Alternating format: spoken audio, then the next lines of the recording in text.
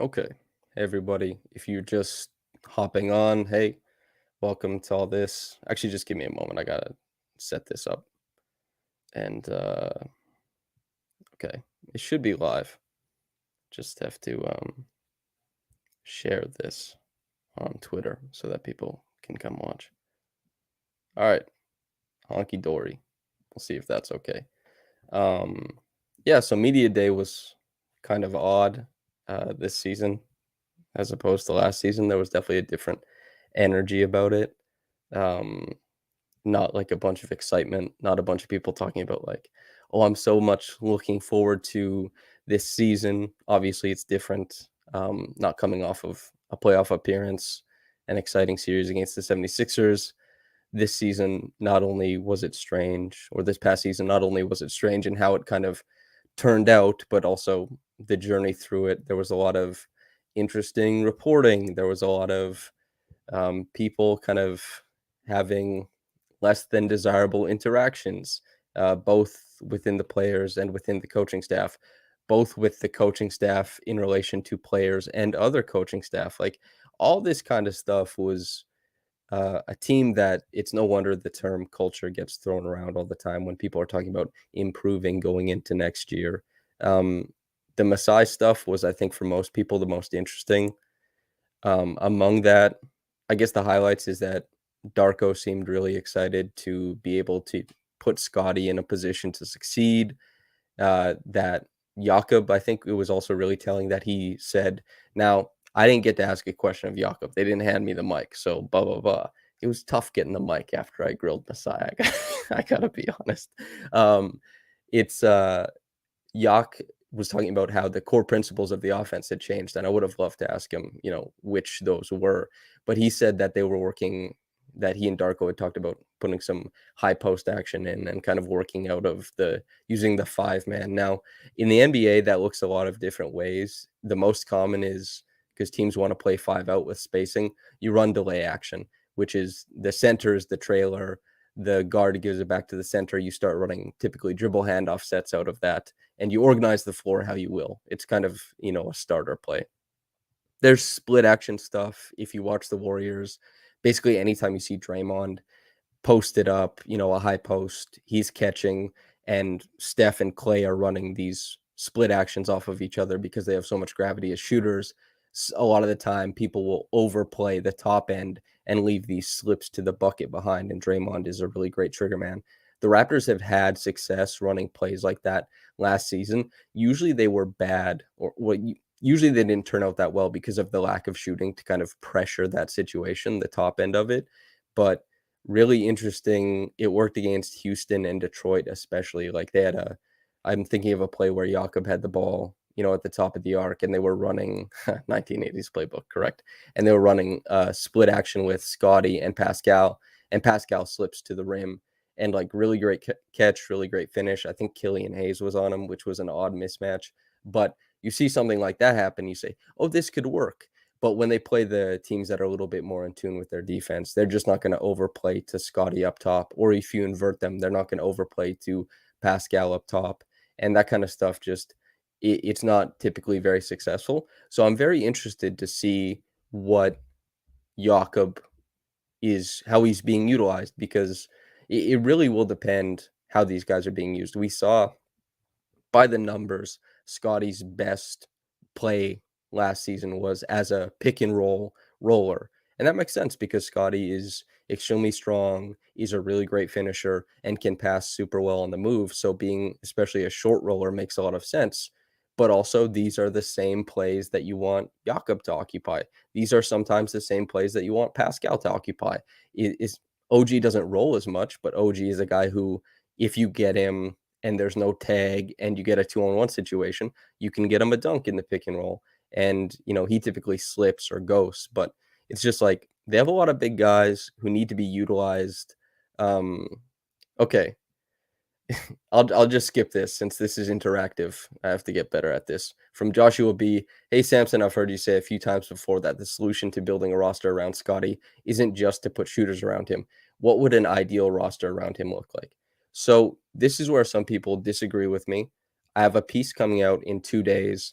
I've recently watched all of Scottie's possessions from last season. I just have to figure out how to write these pieces. It's a lot of film, it's a lot of numbers, it's a lot of breakdowns. But Scottie was not very successful running the pick and roll, which is a heavy usage play for guys who lead the offense, right?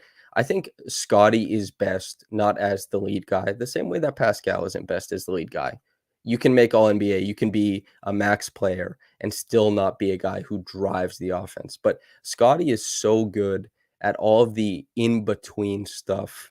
I really love when you can use him as a guy who the ball finds him on broken plays. A lot of people might remember that Kyle Lowry, when on these plays where the ball is moving around, he could always take that extra dribble and suddenly, like a layup that he could pass a guy into, would appear out of nowhere. Scottie is the same type of really patient, wonderful playmaker who can dissect defenses that are in motion, that are broken up. And so I want to see Scottie, not necessarily as the point guard, but I like to see Scottie as a two, as a three, whatever it needs to be, playing next to somebody who continuously bends the defense and breaks it. Because then if the ball reaches Scottie, there's a lob at the back door that other players don't make and don't see. There is, a stampede cut for him to make, and he's like this huge burly guy driving towards the rim who's a very talented finisher. I want a team, and it's difficult because Pascal creates differently. Like Pascal was really efficient scoring against unders in the pick and roll. He was really efficient scoring against switches in the pick and roll. And that's good. Like he's doing his job, but that isn't like flowing offense. Whereas, you come around the screen, you have a guy chasing you, you make the pass out because they tag and they come up, like maybe they're pinching at the nail. The ball starts pinging around, and there's like a bunch of different ways that this possession could go. If the ball ends up in Scottie's hands on those types of plays, really good things happen. When the defense is set, and a lot of times when you're attacking switches, the defense is set and loaded up, and you just have to beat a guy one on one. It's good to be able to do that, especially late in games. Scottie certainly can. I know that's why people adore his late game numbers and all that kind of stuff. But Pascal and Scottie currently can't get the offense into that type of ping, ping, ping flow. Fred, people obviously had problems with how he ran the offense.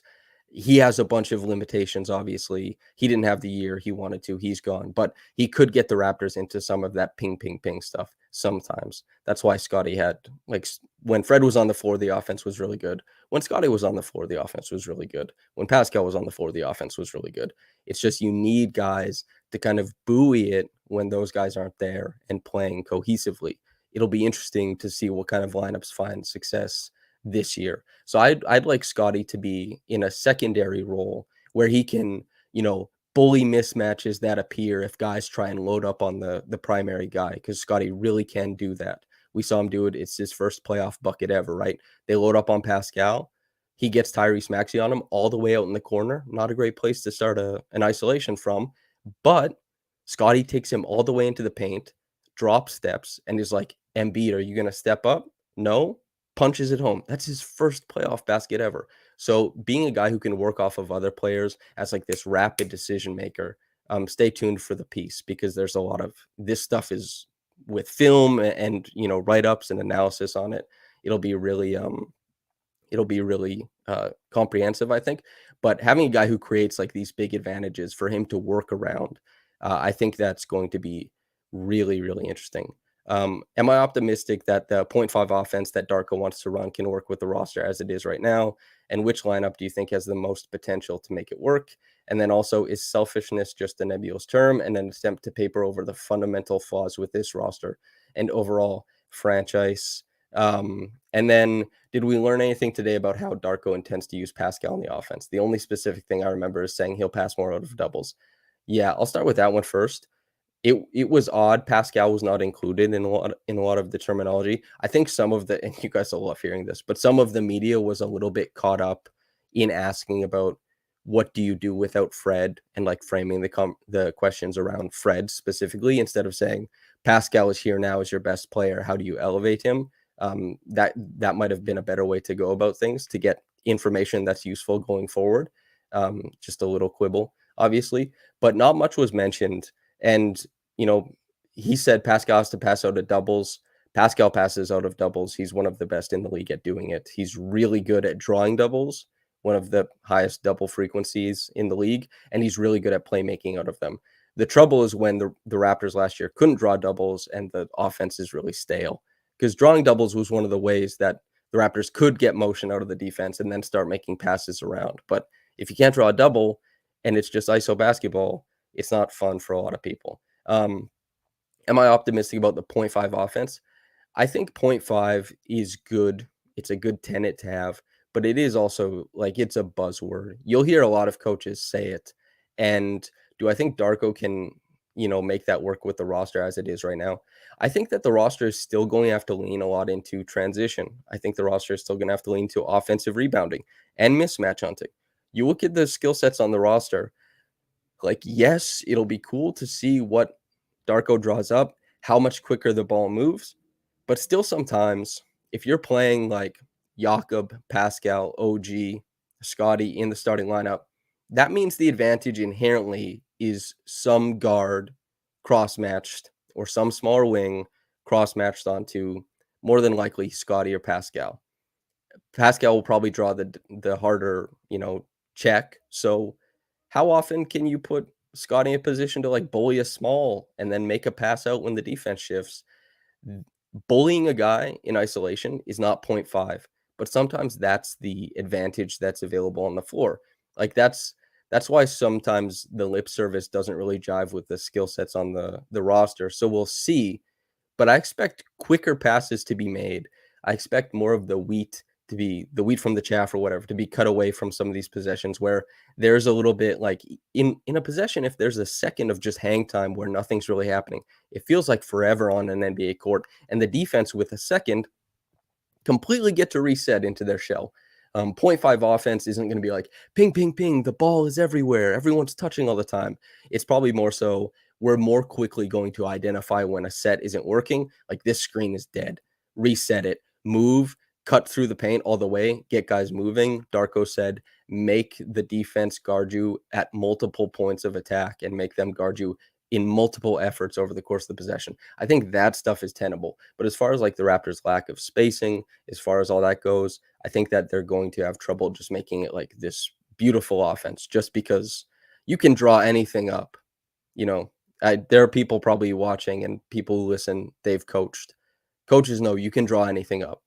The defense has to respond to what you're drawing up for it to work as intended. If you don't have shooting or if you don't have, the ball handling skills to create the advantage you're looking for, the defense will just kind of like shrink to all the actions you're running. And then you're just a bunch of guys standing on the perimeter trying to do stuff.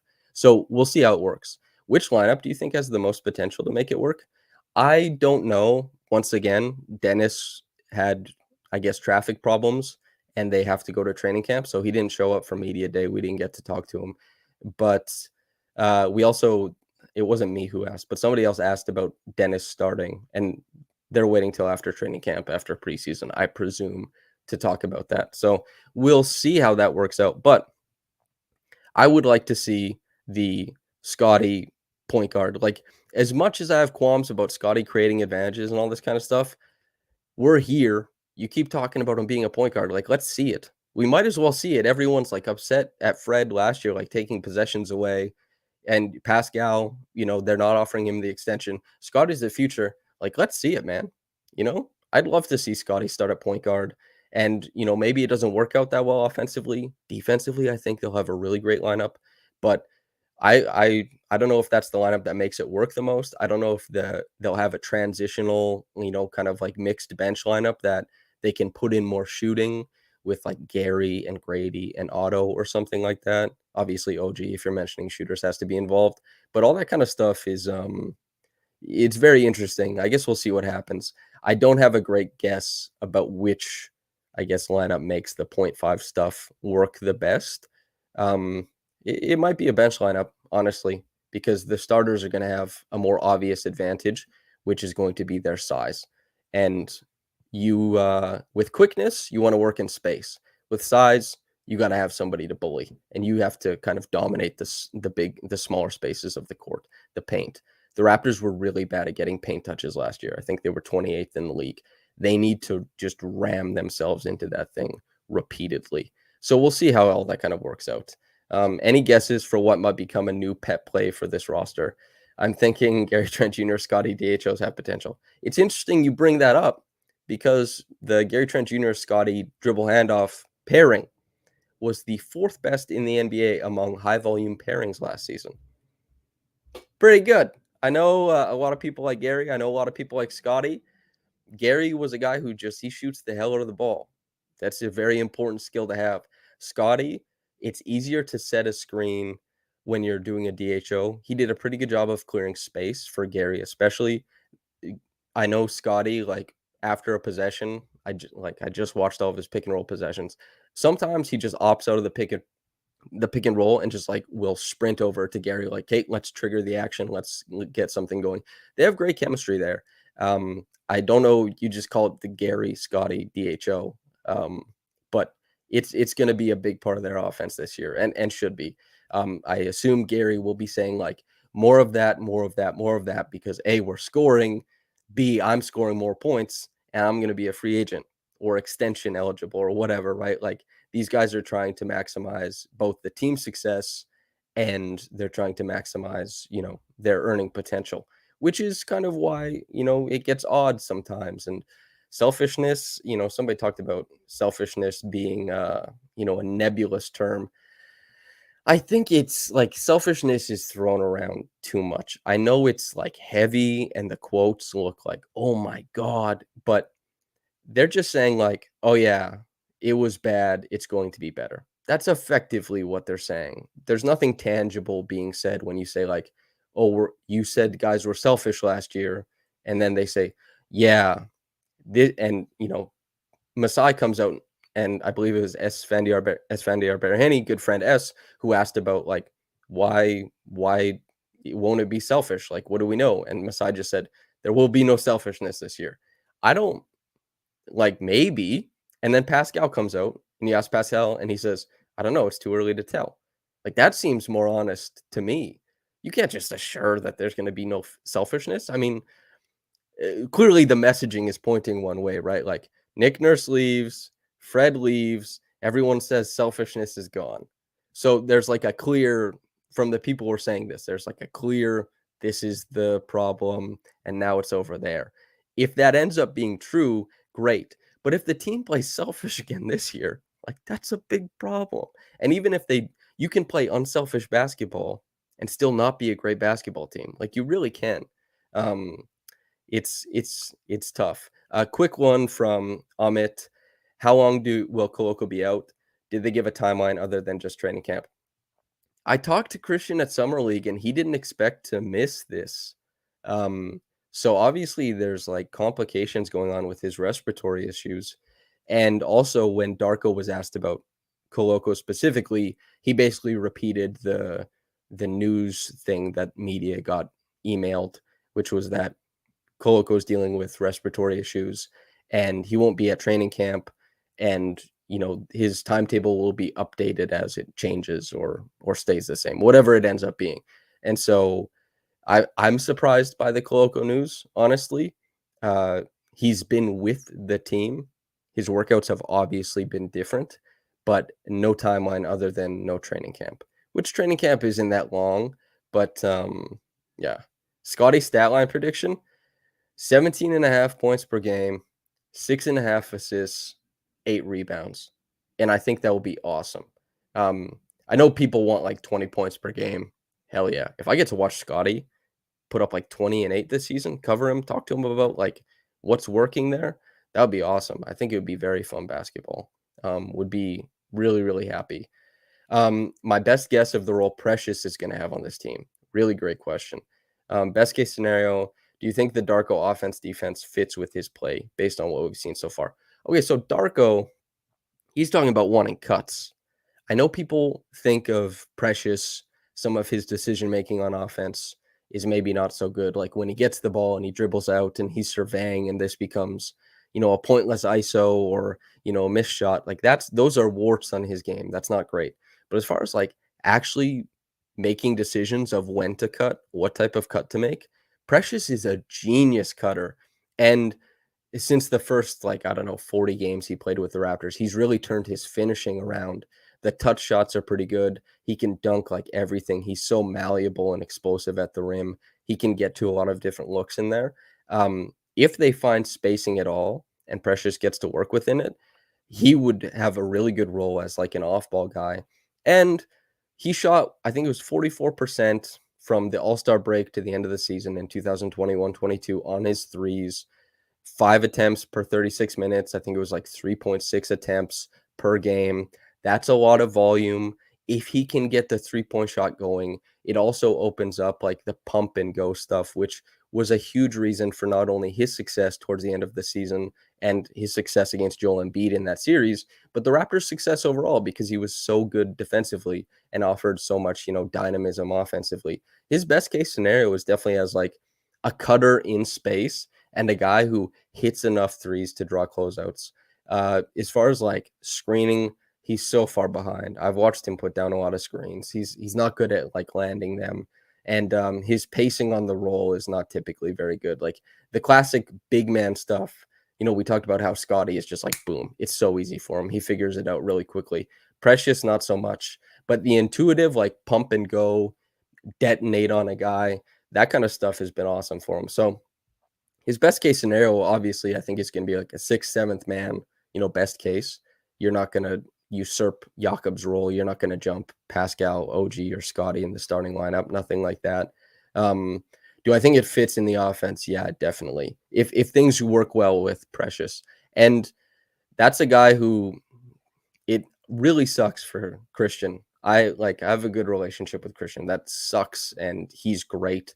And there's more minutes now for Precious, who has been sporadic, to try and stretch his legs and grow into a role off the bench. Because there's no telling if the Raptors get used to a conservative scheme that really values like an elite shot blocker at the rim. And also that Christian, this will come out in the piece, but Christian Koko was Scottie Barnes' highest volume screener in the pick and roll, and they actually had success. Like that's a huge win too. You have your second year guy and your first year guy running these like unique empty side pick and rolls that are getting you points, and Christian's not going to be around. Like he was a guy who won minutes last year. And I know that's what Precious did in his first year with the Raptors. Both these guys have like very different types of potential, but very high potential, and they're competing for minutes. So maybe Precious gets to assert more of his game and fit in, at the start of the season. Maybe Christian comes back in time. I'm not sure, but I do think Precious is like really, really interesting. It's looking bad, brother. The team didn't even promote media day on their social media platforms. We had to watch via TikTok stream. Did you watch the Toronto Star one? That's the one. That's the one I saw them recording. I did think it was odd that they didn't have like last year. That's how I went back and got my quotes that I needed. The Raptors put the media day stream on YouTube. It's not there this year. I've never, and they had the end of season media availability there. They had Darko's press conference available there. It is odd that it didn't like you couldn't easily just click on YouTube and watch. Even now, just go back and watch it, right? Like you have to wait for people to clip it and upload it manually if they even bothered to, instead of just having like the full 3 hours or whatever. It's disappointing, I guess, but I mean, yeah. Was Scottie smiling a lot? David Thorpe wants to know. Yeah, man. Scottie, he was cheesing. Scottie seemed happy, and I know that means a lot to a lot of people. And Scottie was Otto there? Everybody was there. That's why like Dennis ended up there, but he had to do all of the like promo stuff. So like players at media day, yes, they talk to us, but the reason why they're in their jerseys when they talk to us is because they're also like walking around doing like a bunch of photo ops, doing the like if people remember what happened last year with the drama when Precious Achiuwa and Malachi Flynn got in trouble for their comments about International Women's Day. They recorded those answers like 6 months previous on Media Day, and then they got brought out for International Women's Day, which is like just months later, and obviously it didn't come out well. But that's what these guys are doing, like a bunch of those little when you're at the arena and you see it pop up on the Jumbotron and there's like Scottie Barnes is like yelling, he's like, let's go, it's like that happens on media day, or the pictures of them like dunking the ball, all this kind of stuff. Like even during Masai and Darko, when they were talking, you could hear, I don't know who the player was, but they were doing a shoot and they were screaming. Maybe it didn't show up on the feed, but that's like media day. Yes, we get to talk to them, but also there's like a whole conglomerate of um, photo shoots, video content, team content, all that kind of stuff is being done. So Scottie and OG looked huge. We need to pound the rock. Hell yeah, brother. Pound away. I think this team needs to be in the paint for sure. And the paint is going to be packed and plugged. They have to figure out ways to navigate it. But yeah, they got to be there. Does Scottie look taller? I'm seeing aggregators on Twitter saying he's 6'10, 6'11. I don't believe it. I think it was like Michael Grange, uh, who said even in Scottie's rookie year, he said he walked in on Scottie being measured and it was like 6'10, if I remember correctly. If not, my apologies to Michael and Scottie for the height stuff. But Scottie, I think, is bigger than his listed height, but I think that has been the case for basically the whole time he's in the league. It was Scottie on his own Twitch said he was 6'11 now. I think if I'm keeping up with that correctly, if Scottie says he's 6'10, 6'11, like whatever. Yeah, he's a big guy, but I didn't stand next to him today. I was seated. They walked up the left side of the room and then sat down, and I was on the right side of the room. He's a lot bigger than everyone else who walks with him, I'll say, but he doesn't look as tall as Jakob. Um, but yeah, I guess everyone, we can do the math while they stand next to guys this upcoming season. I guess we'll see. Yeah, I said he was 240 pounds as well. That is something that Scottie is not. He does not get into the paint that often. You would think he does because of the isolations, but as far as like on pick and rolls and on drives, a lot of am I 6'10 or 6'11? 6'10. But Scottie, he stops short of the paint a lot of times, and it's because he's trying to make like an exterior to exterior pass. He's also pretty good at making the exterior to interior pass. I broke down every single pass he made in a piece last season. He's a wonderful passer in leading guys into layups. I suspect he doesn't go in there sometimes because he wants to keep up the potential for a play to create a layup for somebody else. And he thinks like if he drives all the way in there, a plugged paint, it's going to be harder for him to make a pass to set somebody else up. He is a very unselfish player. Like whatever, there's selfishness quotes going around, all that kind of stuff. And if you were like the Scottie hater and you say he's selfish in how he works out or what he demands of other players or whatever, you could make anything up as far as, I guess like taking shots and not passing the ball. There's no way you can't spin it any way that Scottie's selfish. He's very unselfish. And I think sometimes to a fault. He does need to be more aggressive. I have lots of written stuff upcoming. Subscribe to raptorsrepublic.com if you're interested. I guess if there's new people, it's basically like reading an NBA scouting report on Scottie Barnes. And you don't get to read those scouting reports, so you might as well read my work because there's nothing else as in depth as far as analysis on Scottie. Now, a feature with some, interesting, saucy little quotes, maybe that shows up from other people, but as far as like analysis, you won't get more in depth than Raptors Republic. So feel free to subscribe over there. As far as yeah, is media day fine? Is everything fine? It was a weird, I said this at the top, but it was a weird vibe. It was definitely, and keep in mind, I've been talking about this team. I've been analyzing this team, the on-court stuff for years. I'm sure a lot of people listening have been listening to the reaction pods, the weekly pods for a long time. But as far as me being in person, covering the Raptors, going to games, talking to players all the time, this is only my second media day. And the Raptors media day last season was very, very optimistic. Like Scottie was just the rookie of the year, leap incoming. Fred was seen as the guard who could set screens and play off of these guys and hit the shots after they create the stuff. Pascal just came off an all NBA season and was like, oh man, I want to be a top 5 player, which that's his prerogative. I want to be a top 5 writer. I want to be a top 5 talker. Everybody wants to be the best. Good for him to say it. He wants to be a top 5 player. OG is ready to take a bit of a leap as well. Fred, unfortunately, I asked him about playing off of all these guys, and he's like, "Why is it I can do anything, but, everybody's taking the ball out of my hands," you know? Um, but it was, like, very optimistic. There was nobody grilling Masai about team building. Everybody was just like, "Masai, what do you think about basketball on the international stage? Isn't it cool? What do you think about Scottie? What do you think about these international prospects?" Just kind of, like, talking about Giants of Africa and stuff like that. Like, everybody's just like, "Yeah, this is great. This is cool." And then, and I'm part of the culprit for this season as far as, like, "Masai, what do you mean by that? Like, really, let's get down to brass tacks. What are you saying right now?" And obviously some people wanted to push, people were watching or like, "Push, grill him, get his ass," that kind of stuff. But it's not real. I It's sports. It's not like, I don't know, the president or something, or a politician like a Ford or something like that. But I don't know. It's tough to be on them nonstop. uh, but as far as, like, what I've seen and experienced, like, media day and other markets, I know people were very impressed by the guy who was like, "Hey, Nick Nurse, welcome. Is James Harden on the team?" And Nick Nurse was like, "I don't know." And then the guy was like, "You didn't answer my question. Is James Harden on the team?"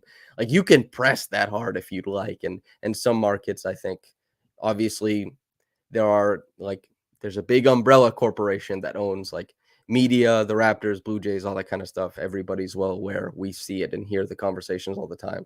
But so maybe the Raptors market is, like, a little less like that. But, people were like, "Messiah, what are you doing, man? Like, this team is, it doesn't look like it's trending in a super positive direction." And even if you have, like, a positive year, some of those guys who make this positive could leave at the end, you know? Like, these are these are the questions you're supposed to ask, and they were asked of him. Um, yeah, so this was not positive like last season. But media day was positive. The year was not positive. Maybe since media day wasn't positive, the year will be very positive. I don't know. When will we get the Darko and Samson film breakdown episode? I expect I'll sit down with Darko during the season. I won't be at training camp because I'm not going to Burnaby, British Columbia, because I'm not a corporate fat cat with endless amounts of money to go travel around, follow the team. Vegas was, a stretch as it is. I had great conversations with, like, coaching staff and scouts down there, of course. Some of the quotes will come out over the course of the season, but yeah, it'll have to be during the season. I'm almost certain of it. Would you and Caitlin call a live Raptors and Pacers game? Hell yeah. Would anyone pay us to do it? I don't think so, man. I don't think that's something that happens. Um, yeah, I think the questions are mostly slowing down. I know there's like 50 some odd people in here. Oh, do I think Pascal's moved at the trade deadline? No. You know, Masai talked about this last year. He's talked about it quite often. He says, and I think the direct quote is, he says the trade deadline isn't a good place to make decisions for the future. And maybe that was convenient for him to say because of indecision or lack of motion at this past trade deadline, maybe. I'm not, well, I guess he did get Jakob, but there was still out when he came to that presser afterwards, he still seemed like he was down at the trade deadline presser, like he tried to make something else happen and it didn't. And he was saying like, "Hey, it takes two," all that kind of stuff. But um, I don't think Pascal will be moved at the deadline. I think like either they get him extended, which I don't know. They said they needed to see him play well with Darko first, which to me, if you don't give Pascal the max, somebody else will, and they will do it without giving you an inch of value back.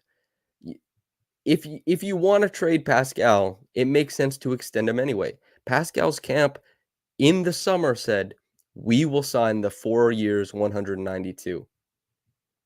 The team isn't offering it. That's why I like asked Masai the follow up, like, "Hey, why aren't you at the table to get this extension done? This is an all NBA player." He went back to, "We need to see this team play unselfishly. We need to see X and Y." To me, doesn't make sense as far as how the NBA operates. Um, you sign all NBA players. Why?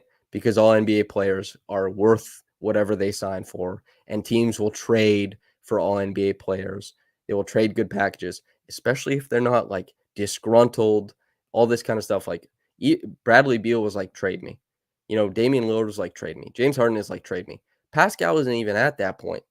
he said like, "Oh, I won't sign an extension with, a team that isn't the Raptors." Fine, but like if you're trying to make sure that Pascal doesn't walk for nothing, they are not operating in the way that makes the most sense, in my estimation. So I don't think they'll trade Pascal at the deadline. I think that they'll seems like maybe get the extension done, even though there's no indications that they're working towards that. And especially since Masai is willing to openly say we are not offering it until we see you play a certain way, which to me I think is quite unique. Other teams don't do that with their all NBA players, but hey, who knows? And it would be won't the Raps still have an advantage because they can still offer a better max compared to other teams? They can, but the Raptors won't even offer the max currently. So the big thing here is Pascal, for any team that if he gets traded, he can sign a 4-year, $192 million contract with the team he gets traded to. If Pascal stays with the Raptors, he can sign a 4-year, $192 million contract extension. If he makes all NBA this season and goes into free agency, I believe the Raptors can offer him 5 years, $290 million. That's what he would be eligible for. Now, if the takeaway is like, oh, Pascal is the ones halting these negotiations, he's trying to make that 290. This isn't the case. They indicated they would sign the 4 years, 192. They said this isn't being offered. That's why I pressed Masai today. Is that being offered? Why isn't it being offered? It's not being offered. And why? Because he wants to see how Pascal works in this is what the talking points are. He wants to see how Pascal works in Darko's offense, team concept, whatever. The Raptors even like anybody can give Pascal the max extension this summer. But will the advantage the Raptors get is to pay him more. That's the point. The Raptors get to pay him more than the max. They can go higher than other teams, but the Raptors aren't even willing to meet the basement of the max right now. So that competitive advantage isn't really there if they're not willing to exercise it. So that's like the better max compared to other teams thing is like if they're not willing to give Pascal 4 years, 192, why would they be like, okay, now we're going to give you like money, money, money, money, money. And if he plays so well that it's like, oh, money, money, money, money, money, then it's like, okay, you really screwed up by not signing him to this cheaper contract. To me, it doesn't make a lick of sense. Maybe they sign it tomorrow, but you have to, on some level, people are saying words. Masai is saying, we don't offer him the extension. You are allowed as media and as a fan to say, okay, an extension is not being offered. This is the truth. You can, of course, say like, oh, well, we don't know what's going on behind the scenes, but words have to mean something. If Masai says we're not offering it, then you should be able to say, okay, they're not offering it. If he signs it tomorrow, then it's like, oh, you were lying. Don't feel bad about taking Masai at his word because that would just be like lying, you know? You have to be able to listen to these people and derive meaning from what they say. You can read the tea leaves, and some people are better at it than others, but the Pascal extension stuff right now is in a weird, weird spot, in my opinion. And I think that it is something that doesn't happen very often, otherwise in the league. Most people will quibble in most cases on restricted free agency, rookie extensions, stuff like that. That's where maybe it gets but you're protected by restricted free agency, right? Like the Suns and Ayton had like this huge melodramatic like falling out, and they still signed him because it was restricted. Pascal will not be restricted. There are no protections for playing this way.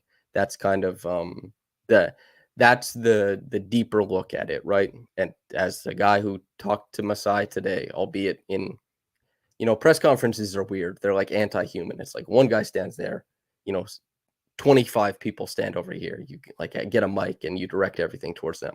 It's like is it a conversation between me and Masai? I don't know. Not really. But yeah, I was happy with how he answered my question today because he was fairly definitive. That's what everybody wanted.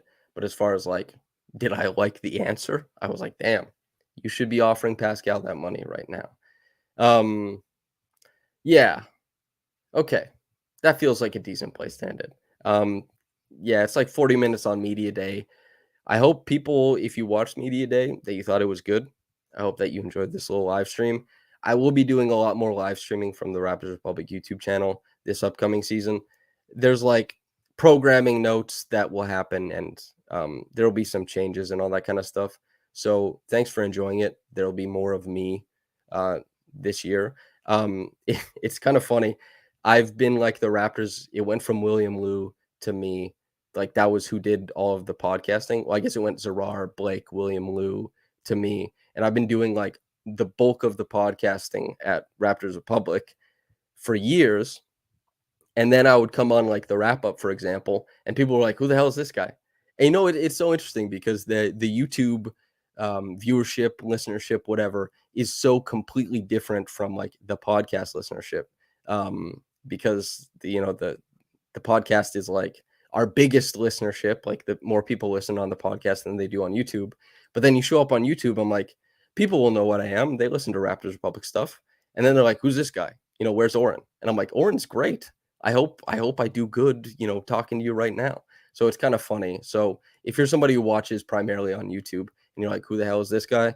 The credentialed journalist covering the Raptors who specializes in analysis and X's and O's and stuff like that. Today, asking the hard questions. That feels like I guess, a live stream. I have to get better at this. Thank you to everybody for asking questions. It's really great to be able to interact. That's not something I typically am able to do when I podcast, especially like the reaction podcast stuff. So yeah, thanks to everybody for coming in. Y'all are great. Yeah, we'll see ya. Bye bye.